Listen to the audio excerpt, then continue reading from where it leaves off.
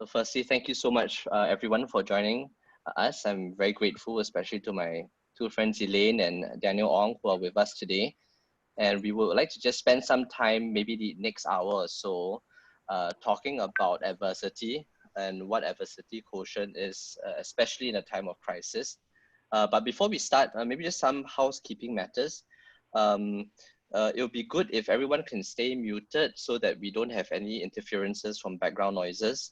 And we have a chat function within Zoom that if you have any questions you would like to ask any of the speakers, please feel free to type it in and my colleagues will let me know so that I can call out your name and you may ask the questions directly to them.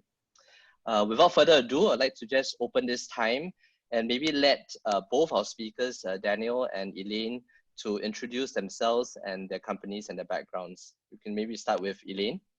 Hi, thank you so much, Dan, for having me on this call and this webinar.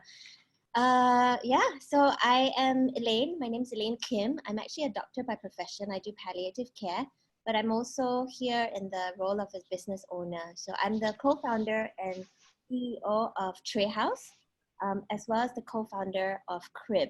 So I'll share about Treehouse first. So Treehouse is my business. It's an integrated co-lifestyle space for working parents and their families. So what we have is a co-working like business club, which is a shared office, flexible office space, as well as a nursery that takes kids from 2 months all the way to 18 months old. And then we have a preschool and childcare that takes kids from 18 months to 6 years old. And really the whole concept is about making work-life balance, work-life integration a reality for working parents and their families. It's a place where parents can work in the co-working office space and then have their kids just a few steps away from them in the childcare or in the creche. And so it really makes it possible for you to not have to miss out on your children's growing up years. And I think it's even more relevant today in this time of COVID because as people are moving more and more towards the future of work, which I think is more telecommuting, remote working, working from home. The ones that really struggle with this are probably the parents with young children. And so we kind of offer an opportunity, a solution for parents with young children to actually work out of our space. And when they really need to concentrate, they can concentrate and have like childcare flexibly.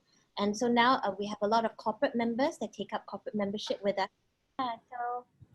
So that's Treehouse, and then Crib is a nonprofit social enterprise that empowers women to become successful entrepreneurs through a variety of programs. And we are very happy to see a few of our Crib members here today. These are all female founders, and together we support one another through various initiatives to help make business dreams a reality.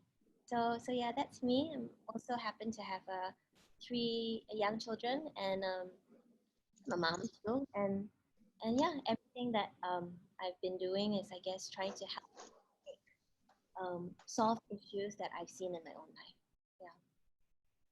Thanks, Elaine. It's especially hard when you have a young family and multiple businesses. So I think the idea of adversity here would be very, very important and learning how to deal with it, not just at the workplace, but at home as well. Dan, would you like to share a bit about yourself as well, please? Okay, so you got 3 kids, I got 3 cats. But I also have 2 girls as well. I founded 12 Cupcakes. That was a couple of years ago. 12 Cupcakes has since been sold. I currently also run Rookery, the chain of Rookery restaurants over at Hong Leong Building, Capital Tower, as well as China Square. Rookery is a Australian bistro type food and a lot of tapas and drinks at night. But of course, right now we can't operate. I also run Dan Works as well as Dan Builds. Dan Works is a renovation firm. We also build houses. We specialize in landed properties.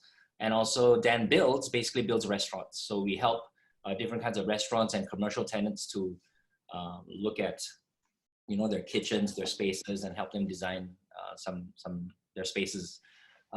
Me and my wife recently started Artfully Yours as well. Artfully Yours is a art school.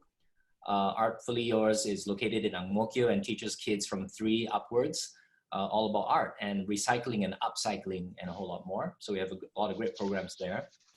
I also run the agency, Private Limited, which is an events and branding and design agency. Some of our clients include NTUC, China Taiping, as well as Grab as well. Brewlander and Mischief and 12 Cupcakes have since been sold, but Brewlander beer is something I was passionate about for the last couple of years. So I run a variety of businesses because I like to capo in many things, but I also have a lot of fun as well. Wow, That's me. Oh, thank you, Dan. As you can see that I'm probably the least qualified here, as I only have one company relative to all the rest of them. Let's start. I would like to just maybe read a little bit about what Adversity Quotient is about. I realize that many of you have asked in your questions on what exactly this topic's about. And it was developed by a person called Paul Stoles, and it is also known as the science of resilience. And the idea is that the adversity quotient, just like your IQ and EQ, gives a score that measures a person's ability to deal with adversity. And this adversity can be in the form of how you deal with issues, how you deal with mental stress, how you persevere in such situations, how do you respond to changes in the environment. And I think in this current pandemic, you will find that anybody who is able to respond quickly to changes and to adapt will probably be a winner in the future. Now, I wanted to start by looking at this conversation from more of a perspective from the speakers on what we'll call the hardest call. In all our journeys as founders and business owners, there must have been a hard call or the hardest call that you have made. And this would be usually in a situation where you have competing interests from different stakeholders that would make it very difficult for the business owner or the founders to have to come to that very difficult tension and choose one over the other. Some of these would involve pivoting the business, deciding whether you want to retain all your colleagues and staff, maybe taking legal actions against a supplier or a customer. And these usually become difficult because there is always another competing interest that would have you to, which you would need to consider. So from that perspective, maybe I could get Dan Ong to just share whether an experience or what was that hardest call for you? I guess business is really hard to do, especially when it's not going well. When things are going great, everything is going smoothly. But I would say the hardest call is really COVID-19. It's really the biggest challenge I've ever faced as a business owner in this last decade or so. There's nothing bigger now. If you think about the 2008 crisis, you think about even the LKY, the haze, we've had challenges all throughout our business life, and there's nothing like this. I believe all of us are, founders, and everybody's companies are generally the same in a sense that they're about people. Once there's no team, there's no people, there's no business. Because if your people are happy, your business will flourish. If your people are not happy, your business won't. I think in all my companies, I've always had a very close-knit relationship with everybody, to the dishwasher, to the people who are serving, to our kitchen team, to everybody, since 12 Cupcakes days. And because the relationship is so tight-knit, the hardest call was really in laying off people during this COVID time. Now, making the call to end jobs, to change the structure of the whole entire company was just plainly to survive. Now, during COVID-19, it really was about just survival. I am a Chinese businessman, so it's just basically about ins versus outs. If your ins are being drastically reduced, that means your out has to be drastically reduced as well, So it's just basically measuring ins and outs. And when you're letting go of people, there's so many things to consider, it's really high stakes decisions, big choices. How are people going to view you? How's the public going to see, determine your actions? But letting go of people is really tough because everybody has a backstory. Somebody's having kids, somebody has new expenses, they just bought a house, bought a HDB flat, so many things. And when you hear their stories, but you still have no choice but to let them go or to reduce numbers, it's it was a really hard time. Many sleepless nights, just talking to all the staff one-on-one, doing Zoom calls, doing FaceTime calls, calling them up and letting them know that we had to downsize. It was really tough. But of course, with the hardship comes a lot of good as well, I would say, looking at the silver lining in everything that we do. Although we've let go of people, we are very thankful for, the government help. 75% in wages really does help a lot. It is really the main thing why we are all surviving. Without the 75% or 100%, but with it, there's a lot of good in the sense that we are able to relook our operations, the critical parts of the business and what we want to save, and we're able to trim fat. So I guess there was some good that came out of it, but as at right now, emotions are running high because of the people we're letting go. And when you work with a good team and you've got no choice but to let them go, it's tough. I'm sure everybody would feel somewhat the same. So that to me was my hardest call. Yeah, well, that's really difficult. I think when it comes to people, especially people that we are responsible for, it often becomes extremely hard to see how we can balance that against the other competing interests. I mean, I also recall during the oil crisis, that was about 4 or 5 years ago, when everybody stopped drilling and the oil prices fell to $30 per barrel. A lot of companies had to also lay off workers, and these are people with 1,000 employees, and had to look at every individual as a person and do the layoff as elegantly as possible. I think people remember how it's done, not so much why. I think largely people understand that during a crisis, these are measures that are required, but the manner that it is done is probably a lot more important. The amount of empathy that comes with it will also put businesses in good stead to perhaps welcome them back at a later stage, when things get better, or even use them for part-time work or other options during a crisis. Elaine, do you have anything to share on your hardest call? To be honest, I think Dan Ong started by saying that business is just really hard. So I feel like, honestly, business is just a whole series of ups and downs. They're great highs, but they're also really tough lows, very tough decisions to be made constantly on a daily basis. So I actually struggle to think of just one incident that was a hardest call. It feels like business is just it's just a series of difficult decisions and challenges that you need to overcome all through the way.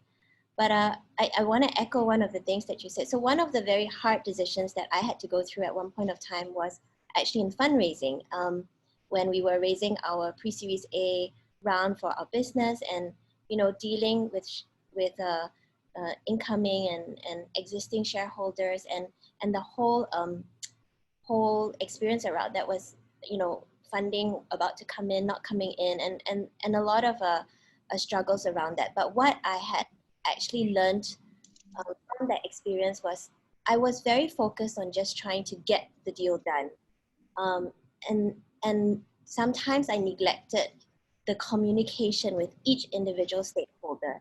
And I feel like whether you're talking about laying off employees in a crisis, or whether you're talking from the beginning, right, like raising funds from investors, it's so important to actually invest that time in the conversation, in communication, because when you do that, you really avoid any the negativity and misunderstanding that can arise when communication is not open, when it's not clear, when it's not done with that person in mind, and addressing the thoughts, the fears, the issues that person is facing. So I think throughout my business, that there is that learning that I've had to invest time in relationships, in people, in talking to people, and it actually saves a lot of pain and grief down the road, I think. Yeah. Elaine, during these occasions, what helped you to get through these difficult decisions? Or what helped you to stay resilient? How did you manage all these different difficult emotions at the same time? Yeah, so I would say there are two things. Number one is I'm actually I'm a Christian by faith, by religion, and I know everyone may have different things that they believe in, but for me it is I have a faith in higher being, in God, and I honestly feel that that has been very, very grounding for me to know that there is a higher purpose beyond the problems, the issues that we see, to be able to find peace and trust and strength in something higher. So I think that has been, for people to find a faith beyond their existing problem. I think it has helped me a lot personally. I think the other thing that I've learned a lot is in line with positive psychology. So actually, it's very, very much an ethos in our preschool and childcare treehouse school. Focuses a lot on not just the knowledge-based learning and stuff, but also focuses a lot on the building character, building soft skills like grit, empathy, resilience that we're talking about, and mindfulness and positive psychology. And I think that this is something that we want to impart to the children in our preschool, because it's something that we find is super important in anybody's life, especially through adversity. So positive psychology is about having a mindset, a perspective that helps you to be able to view challenges in a different way. And I found that in so many instances, when I felt, for example, when COVID first happened and we saw our revenue, we had to close the place, and you see the revenue just dropping to zero, right? But at the same time, you have all the costs and expenses of running the business still there. If you are, when you look at it from that perspective, it is scary. It's incredibly scary. It's incredibly difficult. You worry that, how is my business gonna survive this thing with no revenue and all my expenses, my rent, my all of these things. It's and if you remain fixated in that mindset, the fear, the worry, you become paralyzed. For a period of time, I think I was anxious and I was quite paralyzed for at least a few days, just worrying, what do I do? What do I do? What do I do? And so constantly focus on the trying to do something, trying to strive actually was counterproductive for me. What I found helped was when I took a step back and I went to my faith and through prayer, and brought a level of peace and calm and a bit of clarity that I didn't have prior to that. And I think remembering the things that I learned through positive psychology, things about gratitude, things about looking at the silver lining, as Dan mentioned, looking at the good that can come out of it, just changing my perspective to find that hope. And it helped me to not be focused on the issues, but to really just take a broader view of the entire thing. And that switch in perspective, it changes everything. It brought me out of that paralysis to do things that, through that clarity, by taking a step back on the bigger picture, take the necessary steps that I need to take. It helped me to plan out the scenario planning that I had to do to figure out, in this scenario, what does it look like? What do I need to do? In the best case scenario is actually a very positive scenario, and having the worst case and the best case scenario really helped me to be able to have that push forward, hope on the one sense from the best case scenario, but also in a sense a sense of relief, I suppose, in the worst case scenario, that there is still an endpoint and a path forward even in a worst case scenario. And the reason I could even get to this scenario planning was because I got out of the paralysis and sat back, leaning on faith and positive thinking to take that step forward to do the scenario planning. Yeah. Well, thanks, Elaine. That's really, really helpful. I think especially with so much uncertainty, and even with government grants coming in and policies changing, it is actually very difficult to look at these conditions that are out of our control, right? And I think taking that step back really helps to look at it from a different perspective, a macro level, where we can plan a bit further ahead and figure out what the short-term needs are, and hopefully be able to deal with what's coming our way. Dan, would you like to share a bit on your end as well on what helps keep you resilient and staying positive amidst this crisis? Well, I think all my life I've been thrown curveballs. Going through life has actually helped me to stay resilient. You know, I was bullied as a kid. I was hung up on a tree. I grew up poor and hungry, nothing to eat all the time. My ex-wife leaving me after a decade, failures in business and everything. But these failures that actually come about, or these curveballs that come to me, actually sculpt me on a daily basis, actually, to become resilient. You know, Will Smith has this phrase, I love it. It's called fail often, fail forward. So if you fail, it's fine. But if you fail forward, you take the lessons that you learn and you're able to move on and grow. Failure often feels like you're being crushed, but we also fail to, forget that failure is just a feeling. In reality, it's an opportunity to become stronger. Now, if we had that mindset, every single time we fail, and every single time something happens, it is an opportunity to become stronger. I think that is the key. Because if you learn from all your failures, if some people just fail and then they wallow, some people fail and then they learn. They take it apart. They take the lessons from failing. I had a business called Junbi. It was a Japanese takeaway business, sushi, sashimi, sandwiches, pastas. It failed, but I took the lessons and I recreated in version 2, and it became Rookery.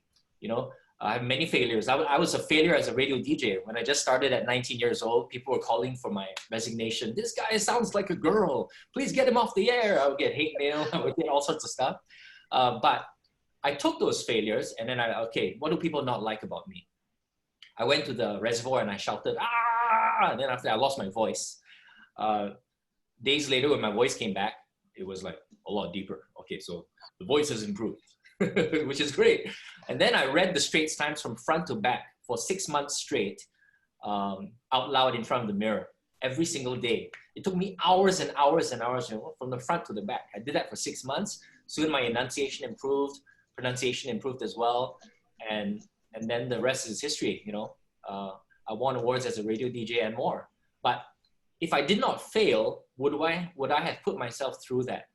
And in fact, every single lesson that we've learned in COVID is sculpting us to change, to do better. And besides cutting the fat, this I really see as an opportunity. In fact, it made us relook our ordering systems. It made us relook our ability to market to a different audience, to a different crowd. Made us look at delivery platforms. It made us look at our own food. How is it going to deal with, the transportation? It made us improve our packaging. We now are looking into, different kinds of packagings. It's all an opportunity to improve. We changed our platform. We changed, instead of just, selling meals in the past, now it's like, how do we sell it? We just can't tell people, eat this, eat this, eat this, eat this. It's become an opportunity to learn more about marketing. Now we're marketing our meals as, would you like to gift this meal to your mom or gift it to your friends? And we're looking at the emotional part of it rather than just food. Just like how 12 Cupcakes was in the past. We never marketed cupcakes. We marketed birthdays, anniversaries, Nurses Day, Teachers Day, and more. We always did lifestyle marketing versus marketing the product. So it's all just an opportunity to really, really learn. And, this is the topic of staying resilient. I think every time when we go through something, it makes us think. And when we have the ability to think and to dissect, we all improve as people. And I'll touch more about this a little bit later on in the next topic. But there's a part of how I run all my businesses. There's a part of me that always has a plan for every scenario that happens. And that gives me a lot of resilience, a lot of the ability to really know that whatever that comes, I might have a solution for it because I've already thought it through already. We'll cover that in just a little while. But talking about resilience, people often treat resilience like, wow, grit, I'm gonna suffer. People often correlate resilience to suffering and to like a army guy crawling through the mud. You have to go through a lot of grit. But for me, right, resilience actually means recovering. It actually speaks of your ability to bounce back, your ability to recover from it and come up with a solution for it. So I guess resilience to a lot of people are very different, but to me, and what has really, really helped me is my ability to know that if whatever that happens, whatever bad that happens, can really, really, I can use it as an opportunity to grow and use it as an opportunity to just be better. And with how COVID is going, I can safely say that our lives are not going to be the same ever again. We have to think of ways we're going to live. We have to think of new gaps that there are in the business environment. What is missing in the environment? How are you going to change your business? I think a lot of restaurants are going to close down soon, you know, because of the fact that when we start opening again, capacity will be 50% and stuff. And having to go to 50% capacity, it's a tough thing. And any business owner will tell you 50% is not viable at all. If capacity of the restaurant, it has to be capped at 50%. Then what happens? How do we change? We have to start thinking about different ways of doing business and different ways of our life. Well, I'm actually going off on a tangent here. Yeah. But staying resilient is about recovering and coming up with something else, something new. That for me is being resilient. Yeah. Yeah, I think both yourself and Elaine mentioned something. Both of you spoke about scenario planning, getting out of that paralysis of fear and looking at the various situations to try our best to have a plan for each of them. Perhaps part of what we can talk about in the next question is, could you give some specific examples in this? How does this scenario planning look like for you in both your businesses? And do you do it as a function of time, as a function of how much financial resources you have, so that our participants can have sort of a framework to maybe go back and use it for their own businesses? Yeah, Dan, maybe you want to start first? Okay. On. Well, talking about planning, right? What I used to do actually from the very, very early days of 12 Cupcakes, this is, I would always plan 2 steps ahead, right? And I would always think of all these scenarios that are going to happen. I used to have this game called What If, and everybody can try it. It's actually really, really fun. So you draw a little circle and you start with something right in the middle. And then after that, 12 cupcakes. What if business does well? What if business doesn't do well? What if we run out of boxes? What if a customer complains? So I started having 25 different scenarios of what might happen if, you know, something like that came about. And that actually gave me a lot of strength. And it made me seem like a very good leader, because, wow, boss, huh? Every time something happens, he knows what to do, you know. It's because I already did a little what if scenario. So like for example, in terms of like expanding the business in the past, when we were growing from 3 stores to 5 stores to 10 stores to 12 to 18 stores, we would already know what we needed to do steps ahead. Like we needed a warehouse, next step. We needed a driver. We needed 2 vans. We needed to improve our supply chain. We needed to have better boxes. Needed to have this. It's all what ifs, right? And there's this. Does anybody know ice hockey? Have anybody ever heard of Wayne Gretzky, greatest hockey player of all time? Loved hockey in the past. He says in this really cool line, the difference between a good player and a great player. Okay, a good player plays where the puck is. A great player plays where the puck is going to be. And that is really, really poignant, because if you put a scenario for everything and we're able to look ahead in case anything happened, it'll give you it'll make you really, really prepared. You don't have to come up with full contingency plans for any type of failure. It's just that if you're mentally prepared for difficult times, and that's critically important, if you have expectations that things are going to go well and according to plan all the time, and then once they do not, the hard moments will just really, really hit you. It'll be more difficult than what you expect. So being prepared, coming up with the different scenarios is really, really important. But that said, COVID-19 was a scenario that really took us by surprise. I mean, when business started to fall late February, early March, we had a lot of contingency plans to try to improve business for the restaurants. But these are just examples. But when the government said no more dining in, boom. You know, we had thought of things to do, but we probably did not react fast enough. So COVID-19 is a different beast, different scenario. But I think having gone through so much in terms of business, and all business owners can tell you, Elaine can tell you as well, that running a restaurant, there's just so much challenges. On a day in, day out basis, it's just like curveball, curveball, curveball. Staff don't show up. Everything that will happen, that's bad, will happen. And I think being business owners, everybody's gone through that. And, you know, just coming up with a framework. So usually I start with a circle. There's like 25 different scenarios, and every scenario has a branch out scenario as well. So that actually really, really helps.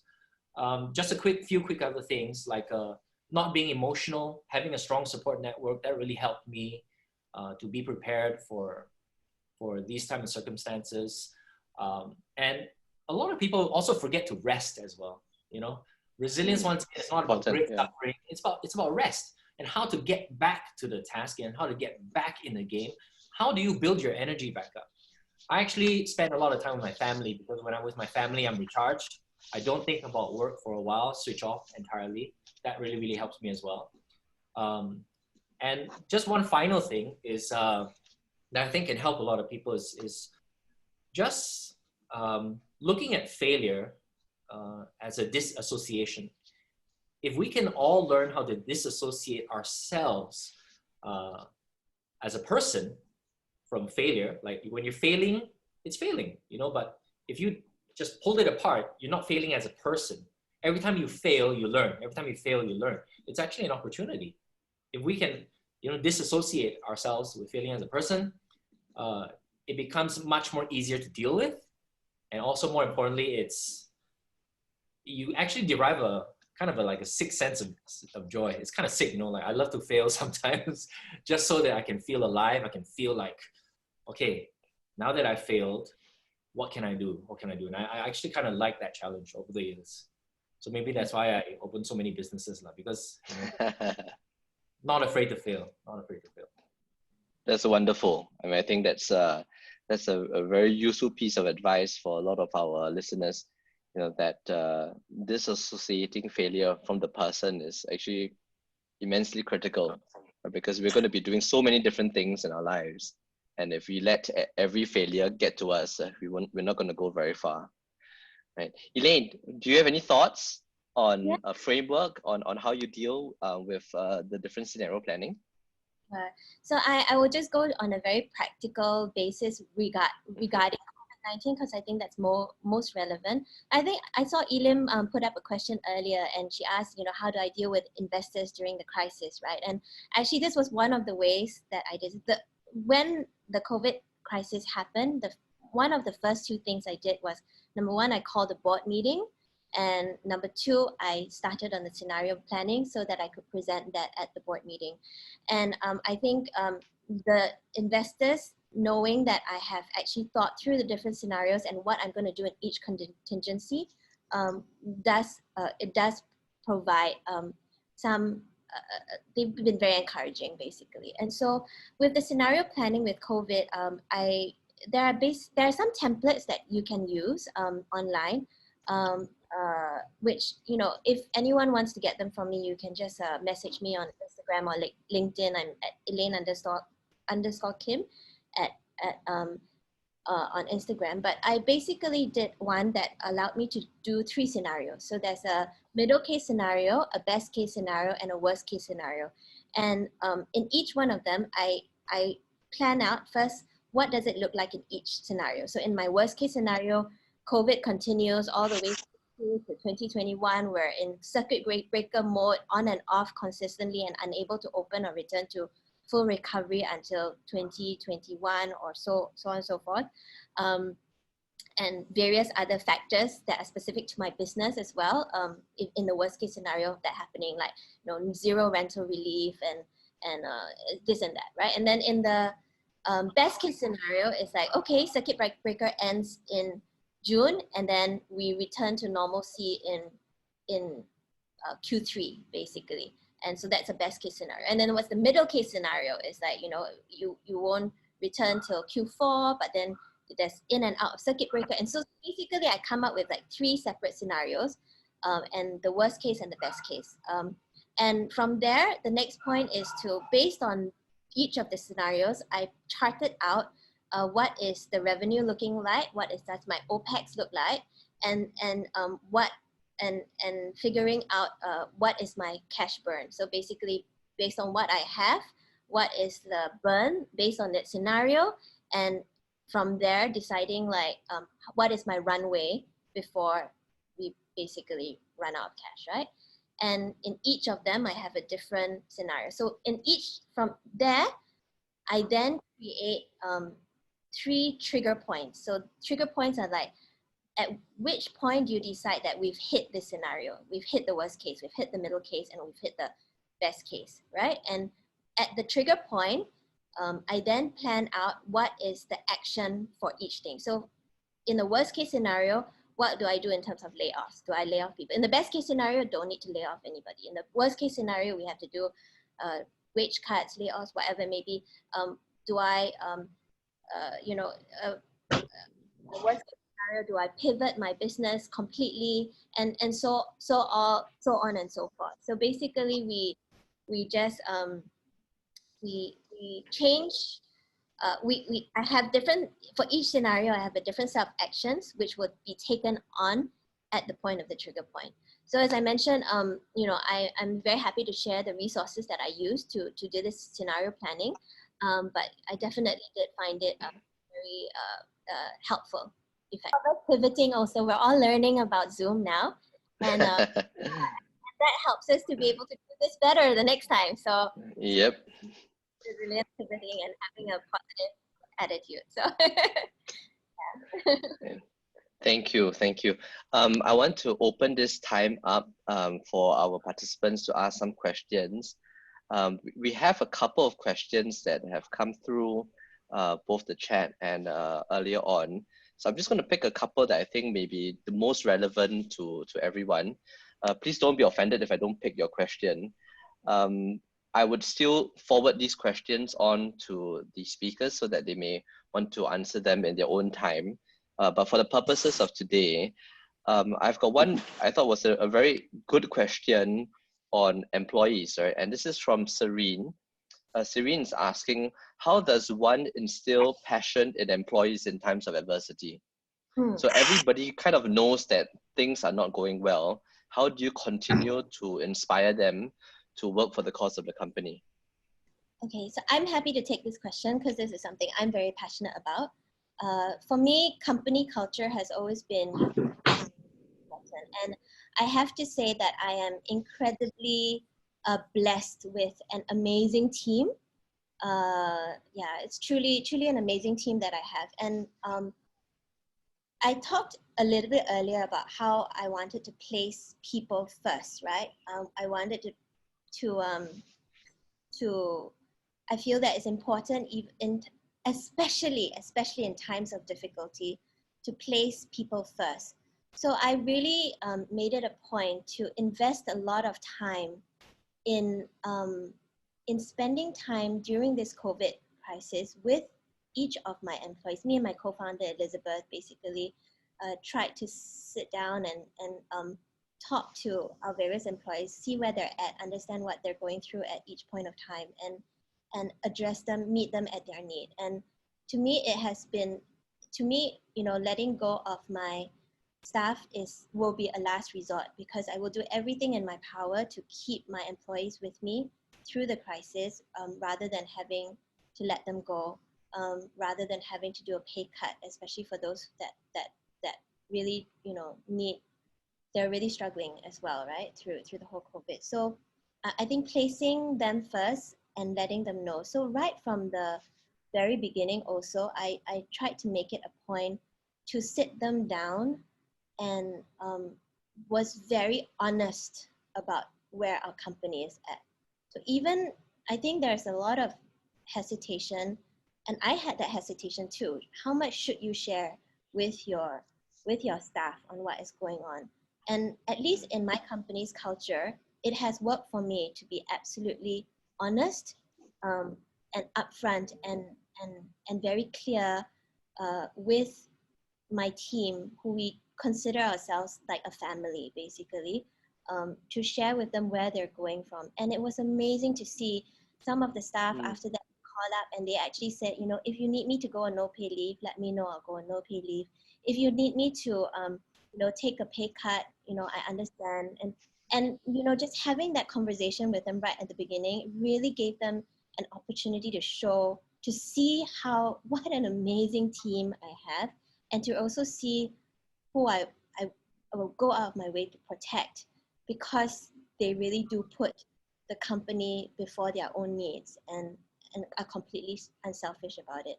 And I think this is something that it's very, very instilled in our company culture. The whole sense of, you know, putting others before self is something that we've always wanted to instill in our school kids, in our business. And so we felt like we have always felt that our team needs to reflect that. And you know, our motto is raising change makers. And I think something that we did as a team that really helped through this crisis is really live out our values and stay true to our values even during this time. So the values of like giving back to community, putting other people first, remembering that however hard, whatever difficulties you are going through, there is somebody who is suffering even more, and there's somebody who is who needs help, who you are in a position to help even more. And being able to not forget that that is one of our core features of our culture and live it out during the crisis, in the midst of it, has been crucially important. So during this COVID crisis, actually our team has been really busy on two separate projects that are, even though our business is really affected, where our team has come together to find ways to help others. So we have one project which is called is the TLC card. So this was basically so many businesses that we saw that are really struggling and really suffering, and we wanted to find a way to help businesses support other businesses. And so we are launching this card called a TLC card. It works sort of like a redemption program where you can redeem really good 1-for-1 50 off deals. And the reason we did that is because we actually had a members app that we had built already that was meant to be launched in April. But because you know, COVID came along, there was no point in launching that app anymore. And we thought, why don't we use this now to go and help other businesses? We turned it from a members app into a public app, and then we allow other businesses to list deals on this platform. And this app allows, it's free to list, it's free to download. It really is just a way to support businesses to list deals. And if they don't have online presence, it helps to create vouchers that they can sell now to be used down the road. If they have an online presence, it helps to curate deals and help drive traffic to the right audience, from the right audience. And so that was something that as a whole team, we decided, like, you know, this is something that is going to help other people. It may not reap an immediate revenue reward to us, but it's something that we can do to help other businesses. And then separately, we have another project called the Project Hope. And this was really helping migrant workers, because again, we saw the need of, and this entire other community that is suffering so much more than us, right? They're particularly what this project is doing is we're creating care packs for migrant workers in dorms that are factory converted dorms where their employers are unable to or not looking after them. And we're working with a charity called HIA, which delivers 20,000 meals a day to 10,000 workers who are quarantined in dorms without any food. And so we have been creating care packs for them. We sent across 400 care packs.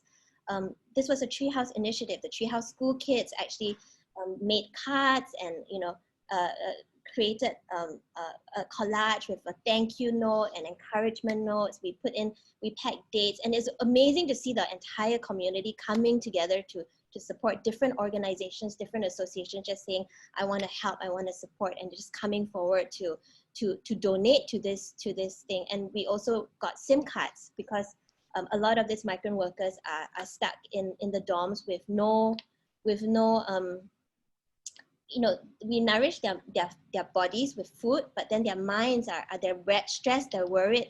There's no, in these factory converted dorms, there's no Wi-Fi, so they have no data, unable to call back their families, and they can fall into despair. And so we felt it was really important to get SIM data cards to like give to them. And so that's actually what we did. We created care packs with snacks, dates that they can use to break fast during Ramadan, and encouragement cards and SIM cards and data cards, and we distributed it.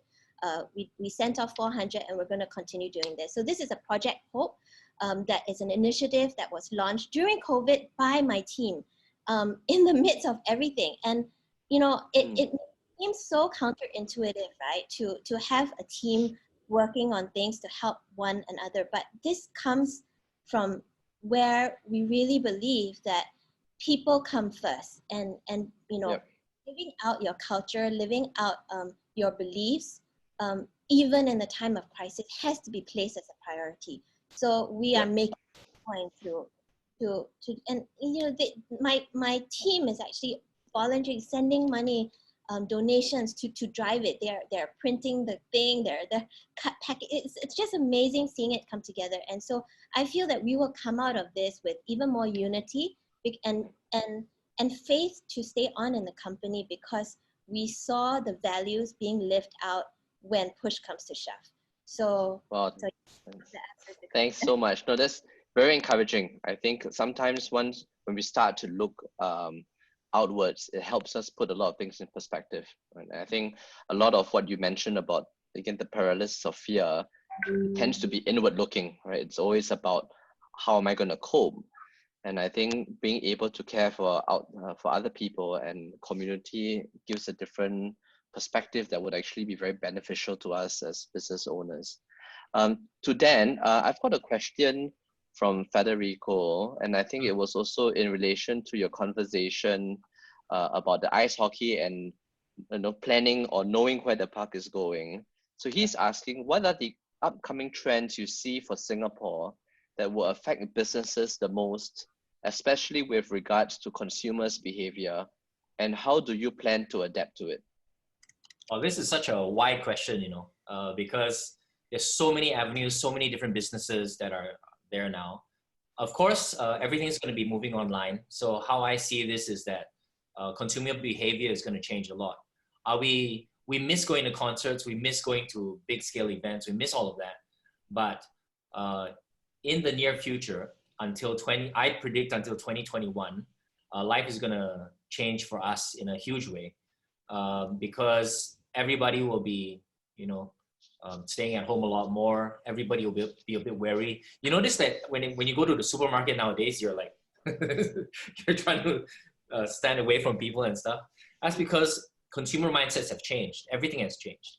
So I think in terms of how we're going to deal with it. Okay, so for the restaurant business, how we're going to deal with it is that we are looking, of course, into talking to landlords, trying to, probably get out of some leases, relooking our business model to be a more takeaway model, improving packaging so that people can receive their fries and it's not soggy, just the little things.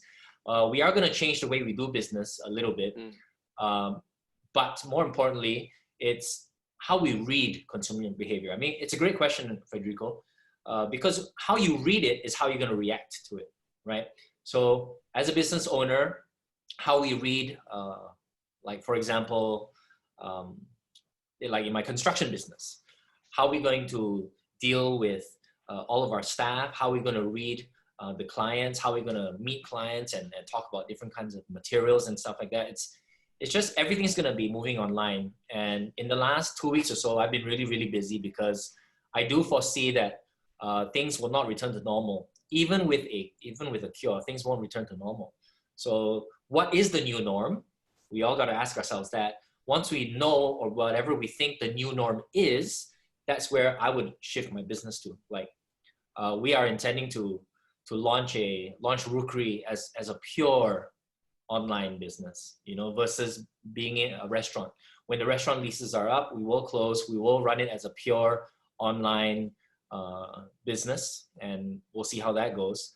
Like our art school, like the moment we knew this will be happening, and we probably won't be opening our art school until June, we have immediately gone ahead to create online art lessons. We are, of course, over at Artfully Yours, right? We are then sending out these little kits to all these little children where they follow easy instructions online, where we've done videos, we've just basically changed the whole entire business model. And from zero income, it has now become 30% income, which is better than nothing, you know? So I guess it's just about how you read the behavior of your consumer in whatever field you're in. And then after that, just adapting to it. Like in this dire time, I just want to point out one simple fact. It's no longer about how much money you can make. It is just purely about survival. Just to touch on the question that Elaine had just now, if your staff see that you're fighting for them, if your staff know that you are for them, they will be motivated to work for you hard. They're getting a pay cut. On my side, a lot of our staff got pay cuts, but we didn't have to pay rent. We got government help. A lot of our costs were taken away from us. So what we did as a goodwill measure was we told our team, okay guys, after we minus away cost of goods, after we take away cost of admin, whatever we make during this period of time, I will split with you guys. So everybody was really, really motivated. And although we didn't make that much, but in the end, although everybody had a little pay cut, but they received like an ang pao, like $300, $400. And to them, they knew that the company was trying to fight for them. I'm not lining my pockets at this time. And I made it very clear in the town hall meeting with everybody that this is what we're going to do. Whatever we earn, we're going to try to share it with you. Try to minimize your impact. You know, our foreign workers, besides the government levies, we still try to give them what they needed in terms of, you know, basic amounts that they can get so that they can at least survive in Singapore. It's tough for everybody. And when you deal with different kinds of levels of staff, such a magnitude, I think they're motivated when they know that you are for them. We give them letters to go and claim for monies from the government. We provide them all the assistance that they need. If it's for them, they will know. And when they know, they will be for you.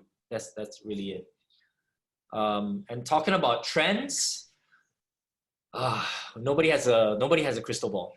And but all we can do is do the planning, adapt. What happens if, like, you know what Elaine said just now, if in 3 months this happens, 6 months, 1 year. Yep. But imagine our lives are like that for until 2025. It's like, oh, can we survive? The answer is no. We'll run out of cash one day. But if you pivot now and you start, you know, making moves on it, who knows? With what you're learning about now, how it will actually help you in future for your business. You know, like the things we're learning about our takeaways is so pivotal to how we are able to move to a pure online takeaway business. Like we're reducing our fried foods. Everything should be in sauces so it travels better. R&D, it works. Like our agency, the agency private limited is now doing a lot more design work than events. We're sculpting all these online events, webinars, a lot of things for NTUC will be done online. They'll be launching some things and it'll all be online. We're inviting like a couple of 100 or 1,000 people to go online and it still will be like an event, but it's how we pivot and how we change. So since day one, when the news was out, we put into, you know, effect a lot of ways to continue to try to do business. But once again, it is not about trying to even earn money or whatever. It's just purely about survival. Because if you can get out of this, if we can get out of this, the journey ahead will be even more brighter, because you get your traditional sense of the business back, but you also have a little cream on top in the new businesses that you have and the new abilities that you have. And I guess you'll be more resilient as well. I think I can mention, sorry. Yeah, please go ahead. Yeah. I mentioned two trends that even though I agree we don't know what's going to happen, there's two trends that I think we should be meeting right now. The one Dan touched upon a little bit, which is moving away from physical events. Now, this is really hard for my business, right? Because, you know, with social distancing, a lot of my revenue actually comes from, we have a beautiful event space that can take up to 200 people, and we do a lot of events, and weekends we actually host birthday parties at our playground and stuff like that. So event and venue rental is actually one of our core revenue streams, and that has completely gone. So you know, I think you can just sit there and think, oh my gosh, we've lost this whole stream of revenue.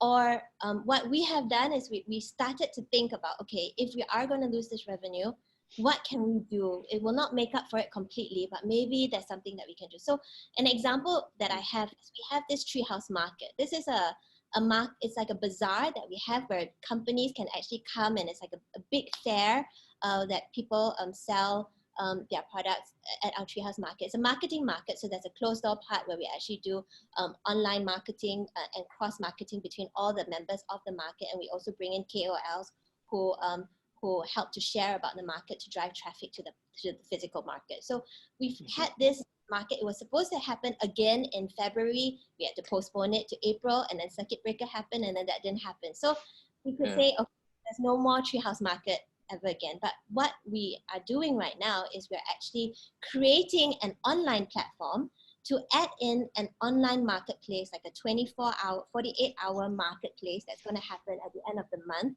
30th to 31st of May, so that the businesses that were going to join our market can actually take part in an online market. And then at the point when circuit breaker ends, and we are able to have an event again, then we will have a physical market again. But but if it doesn't happen, if that day doesn't come, if we see that worst case scenario happening, at least we've built a platform that can host an online market too, which, you know, and so that's just an example. I think a second example of a trend that we're seeing is moving away from working in physical offices and seeing people work from home more.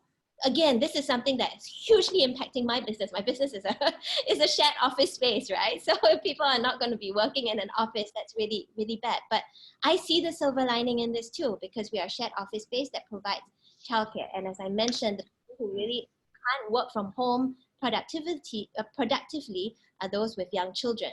So now is where we're actually looking to see how we can help companies be able to solve that problem for their employees. So for example, we have a webinar that's happening on Tuesday, which is talking about how to make you know, the new future of work, and also how the government is encouraging people to tap on measures with the work-life grant. So we're going to be sharing about the COVID-19 enhanced work-life grant, and basically how we can help companies to still have that flexible work arrangement, but also be able to find alternative solutions for people with young children, and then treehouse can come in. So I think it's really about really thinking through all the different trends that are happening, and even if it looks like hurting you in the most negative way possible, trying to put on that perspective, and is there a silver lining? Is there a way to change this lemonade?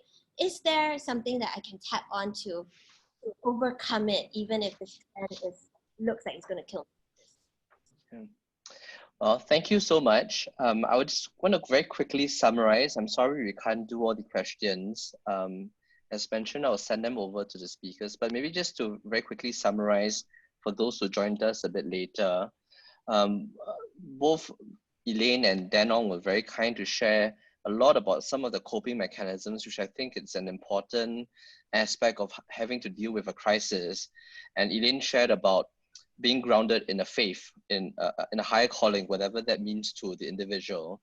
and also to have to have a very positive attitude towards viewing challenges and not being paralyzed by fear. Dan went on to share about staring failure in the face and taking very practical steps on how to path his way to success, right, in the form of his scenario planning, and also gave us a very nice definition of resilience, which really is the ability to recover and bounce back. So it's not being stuck, but looking at failure and figuring out how to maximize the opportunity as an individual so that you're able to grow and also to be able to path your way to success for the business. And I think a very practical way that Elaine shared also on this scenario planning is really looking at the financials to take a very, very hard look at where the business is at relative to how much expenses the company has, how much revenue it's able to generate, and that determines how much runway you have, so that you're able to plan ahead, right? And she gave a very useful tip on how do you do this in 3 different scenarios so that you're able to plan ahead vis-a-vis the different stakeholders as well, right? So I think for a lot of our business owners who are listening in today, if you have investors and shareholders who are also part of adding that pressure because they're worried for the business, having very effective communication with them and honest conversations with them would also help to mitigate some of the pressure that is coming your way when these stakeholders understand that you're doing your best and you have considered the various different scenarios for the businesses.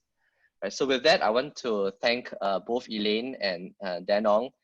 Thank you so much for being a part of this. Thank you to all the participants who have joined us today. I hope you found this useful. It's a small community. If you need to reach them or reach myself, it's easy to find us. Let us know how we can be helpful, whether it's in the business or even on the personal side. We are more than happy to help as much as we can. I can see Dan Ong has already put his email address in there. So please reach out to us if you need help. We're all in this together. It's a difficult crisis ahead of us, but I think, as also Elaine shared, the community spirit is strongest because we are empathetic towards each other's scenario, and hopefully from there we all come out stronger. Thank you so much. Thank you, Dan. See you all soon again.